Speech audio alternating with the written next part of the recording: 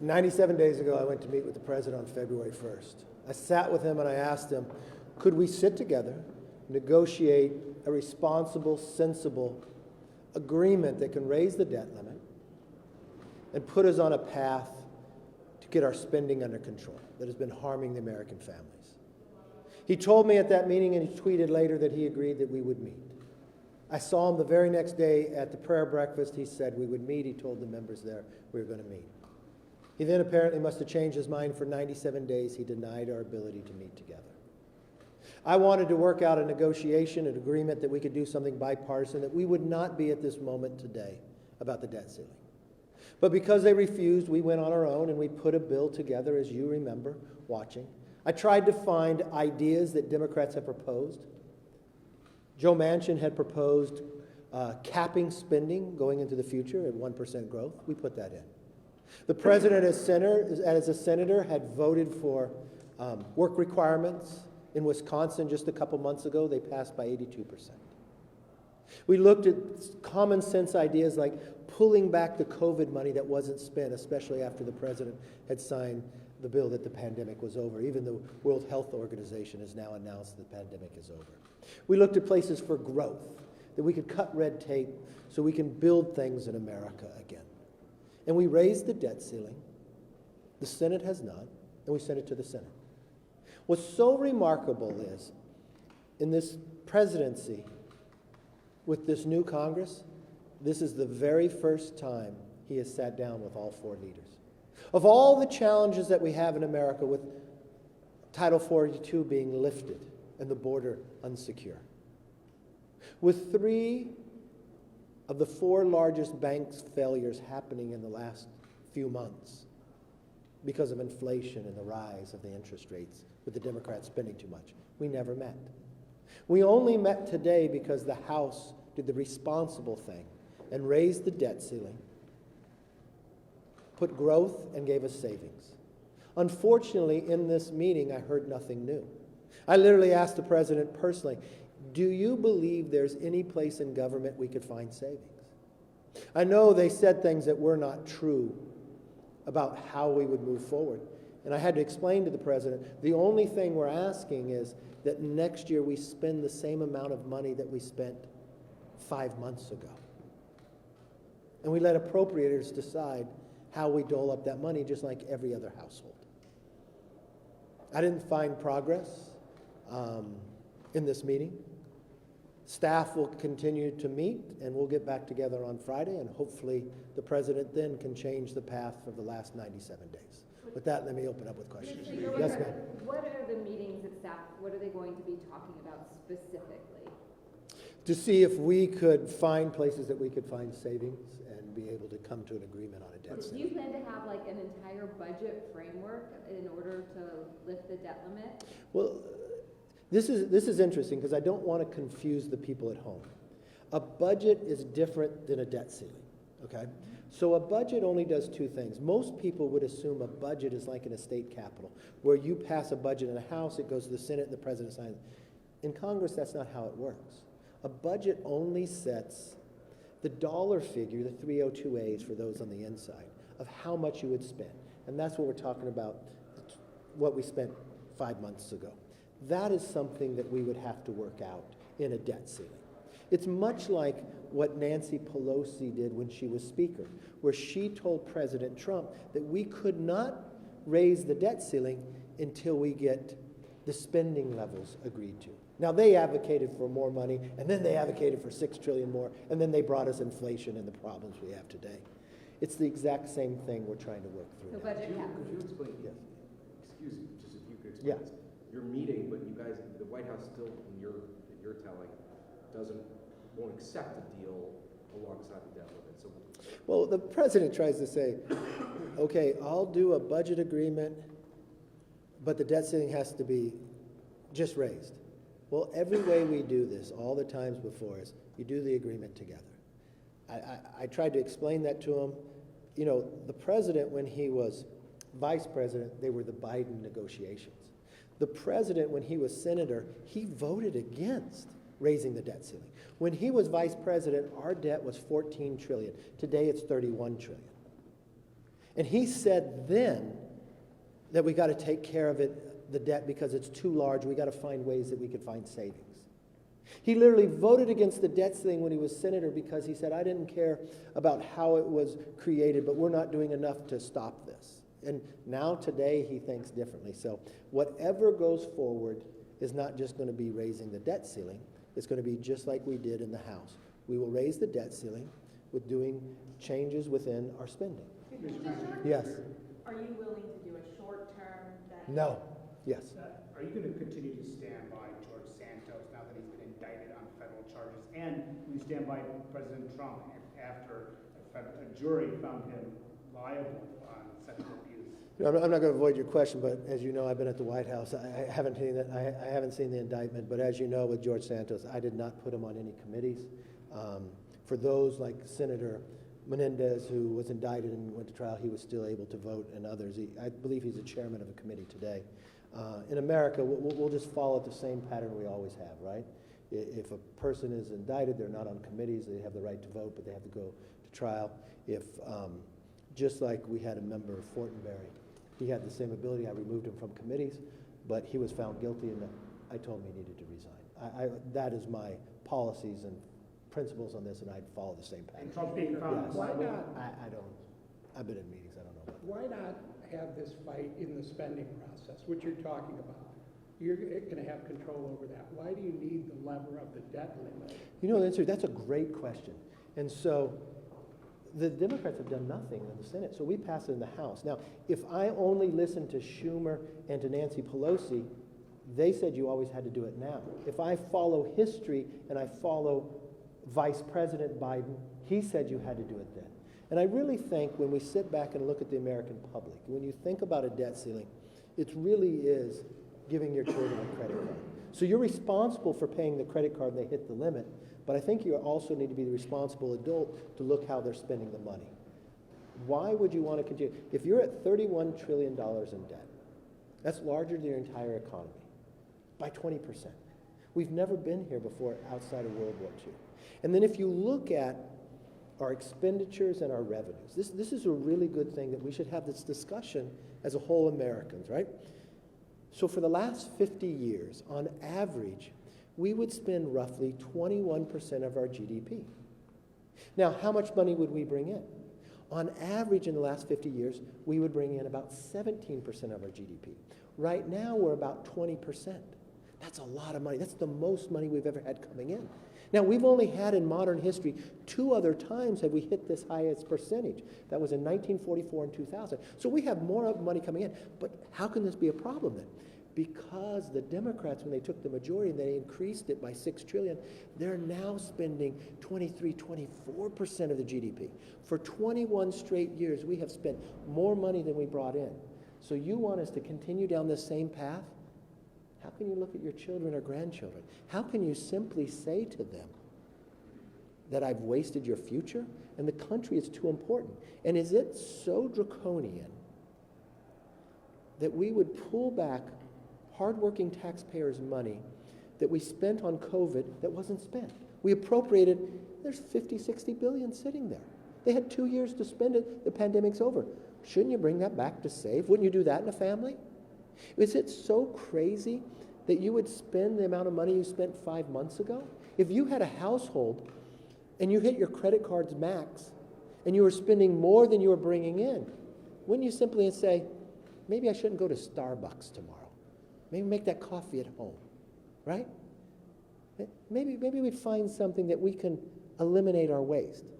Well, this is hardworking taxpayer money. Us as elected officials should do that, and I think this is the appropriate time. What's your Mr. Yes, Trump ma'am. said earlier the U.S. is not going to default. He seemed pretty unequivocal. Are you in the same posture? You're Well, confident I think he says that because he saw the House take action. I mean, the reason why we could be so positive is because we didn't take the president's advice just to ignore everything. I mean, think about what's happening, okay? You got banks failing. Why?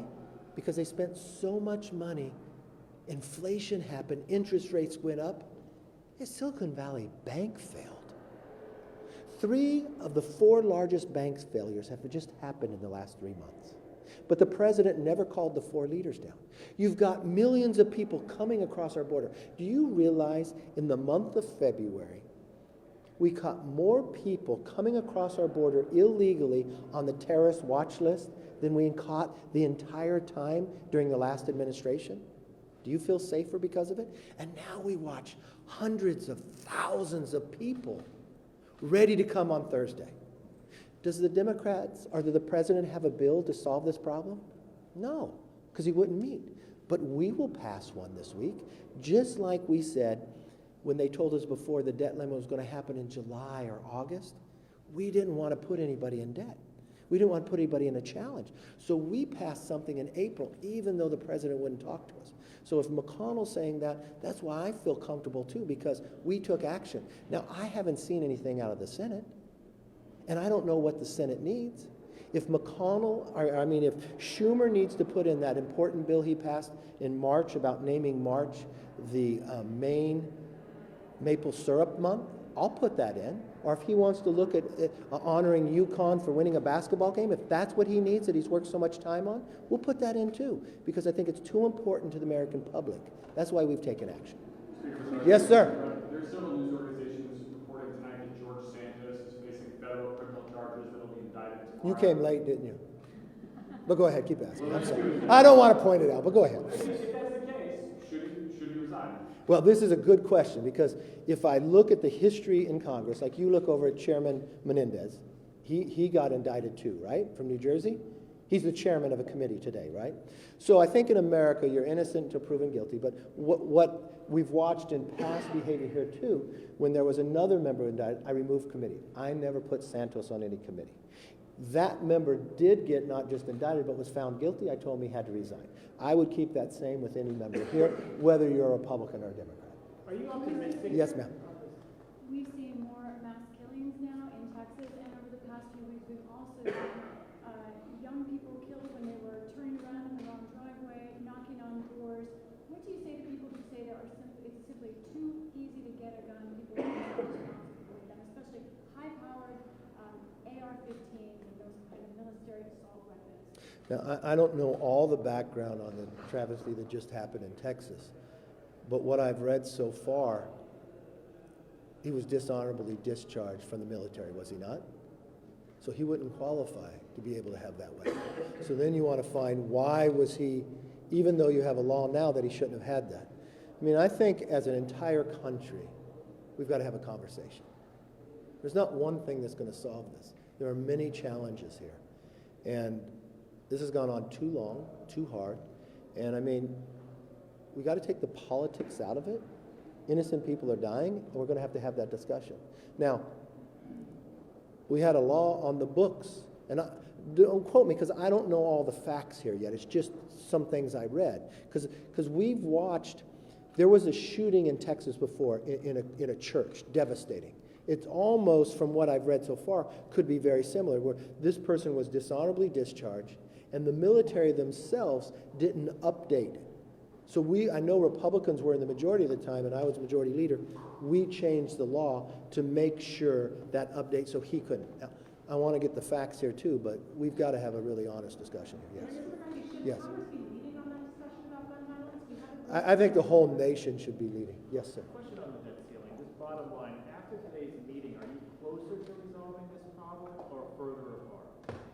Well, we met, so that's closer because for 97 days the president wouldn't meet. Could you imagine that? Being president, being leader of the free world, knowing you got a debt ceiling coming. You even had been the Biden negotiation. You voted for and against these before, and you wouldn't meet? I can't imagine being president and leader of the free world with all the challenges this country has, that as leaders we hadn't got together. You know, Hakeem Jeffries is the leader of the Democrats. I respect him greatly. You know, we meet almost every week that we're in session. I try to get together with him. I call him when we're out sometimes. And we're not going to agree, but I think it's responsible that we talk with each other. He'll tell me times he disagrees, I'll tell him times, but we got to have that communication. And I like the relationship that we have. He can tell me where things are wrong, but we talk about ways that we can move forward. And if you truly believe this debt ceiling is as important as I think it is, why would you have gone silent for 97 days? Why would you tell me one thing that we're going to meet and then not? Mr. Paul! Oh, you got a haircut. Looks good. Do you think he just disrespects you? I don't know. You'd have to ask him that question. Do you think he does? No, I don't know. I don't know, but you asked the question. You think? I'm asking you because you were at the meeting. But you asked the question. That would have never come to my mind. You must think that. I'm basing it off of what you just said. You're angry that. Oh, no, I'm not angry. I'm not angry. I just think as an American, wouldn't you think that would be wrong? Or do you think he shouldn't have met with me for 97 days? Well, I'm asking you. Well, I know. I'm asking you back. But sure, great. You should have. But I know you wrote about this, so you must have an opinion. Do you not? But let me ask you, because you've studied politics for a long time. You could probably teach in a college course, I'm sure. But regardless of who's speaker and who's president, and you have a debt ceiling coming up, even if you have the other leaders, if you were in that position, wouldn't you meet? And if you met on February 1st and you told the person you met with that we're going to get together again, and then you saw that person the next day at the prayer breakfast and you sat next to that person and you grabbed their arm, said, we're going to do this. And then you went up to the microphones and you talked to all the members and you told them, Kevin's a decent guy. We're going to meet again. And you tweet about it. You literally put in a tweet that you said you decided you were going to meet. Would you assume that you were going to meet them? I mean, regardless of who that person is, I would think that. And I would think of all the challenges in the country, the four leaders would get together with the president sometime. Now, I'm not offended that he doesn't do it, but I think as an American, when you're looking at a debt ceiling now coming to January 1st, I am so thankful that the House then acted.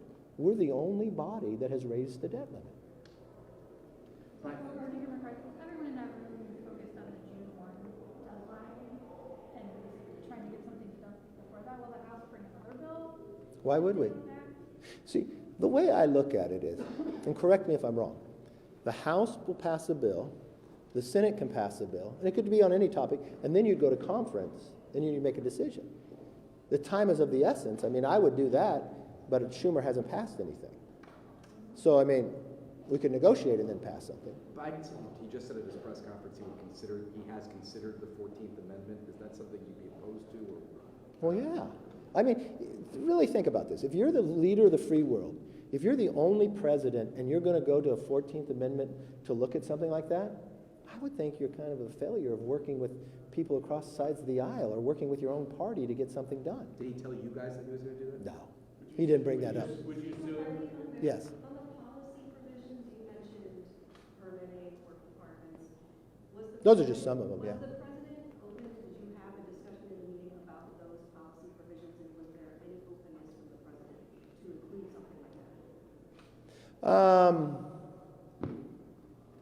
I don't want to put words in his mouth, but some that he had looked at. I mean, look, if I look at work requirements, he voted for that before. So why would he have a problem now? Did it come up? Yeah, I brought him up. I brought a number of them up. He didn't commit to any of them, but he thought permitting was something they could work on. But you could take it from this. On the fiscal 22 spending levels, is that a red line for you, or are you open to negotiation on that level? Look, I'm not going to negotiate with myself. That's what we passed. I really don't think it's draconian if we spend the amount of money we spent 5 months ago. And if you put it in a historical perspective. So when presidents propose their budgets, they go out 10 years, right?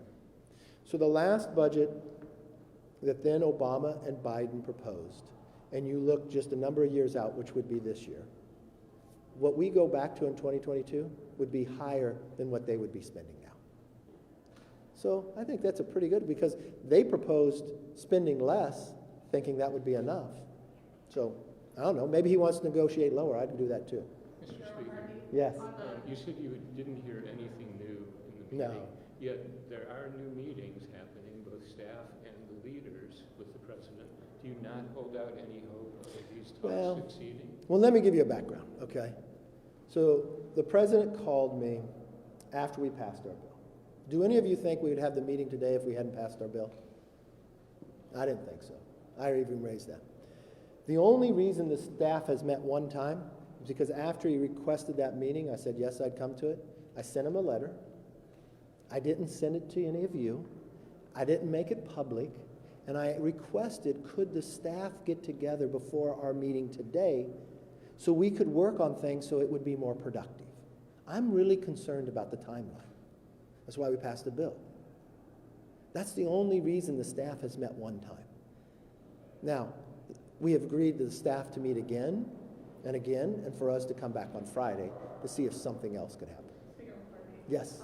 Democrats say that the meetings that are going forward are separately about spending. Are you willing to negotiate these kind of on a dual track where you have maybe a separate spending agreement that would pass independently of the debt ceiling bill to kind of appease both sides? I don't know politically what they think they have to say, but just like when Nancy Pelosi was Speaker, I can give you the quote from 2019, that her caucus, the Democratic caucus that Hakeem Jeffries sat in and Schumer, that they cannot pass a debt ceiling without negotiating the budget agreement. It's the same way we've done it every other time. I don't know why they changed it. I mean, even if you go back to Schumer, even when he was in the minority in 2017, he said the debt limit is the only leverage we have. The concerning is that Schumer's whole approach was to wait till the final deadline and take America to the brink.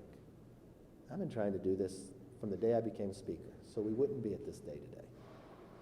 Not successful because he wouldn't meet with us for 97 days.